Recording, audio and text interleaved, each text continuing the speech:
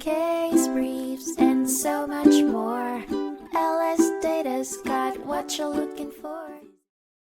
The Supreme Court of the United States in 1941 took up the case of Gorin versus United States, which put the Espionage Act under a magnifying glass. The question at hand, whether sharing classified information concerning national defense with a foreign entity was a violation of this act. Two individuals found themselves in hot water when they were convicted of acquiring and disclosing documents related to national defense to foreign interests. The evidence was damning.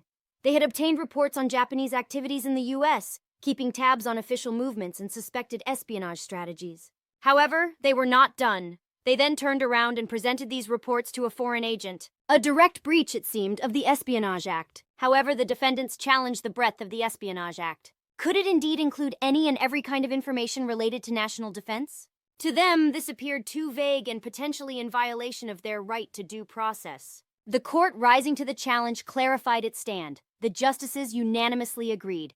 Any document or thing connected with or relating to national defense falls under the Act's jurisdiction. Importantly, the Act isn't vague as it requires malice and intent to harm the U.S. or benefit a foreign nation. The court affirmed that the term national defense includes all matters directly and reasonably tied to safeguarding the nation against foes. The jury had the responsibility to determine the connection between the reports and national defense.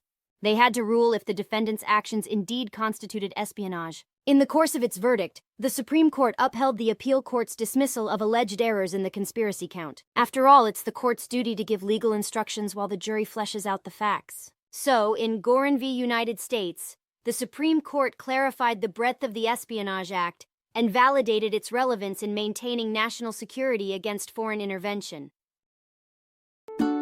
Case briefs, and so much more. LSData's got what you're looking for. Visit lsd.law, elevate your mind. Leave the stress of class.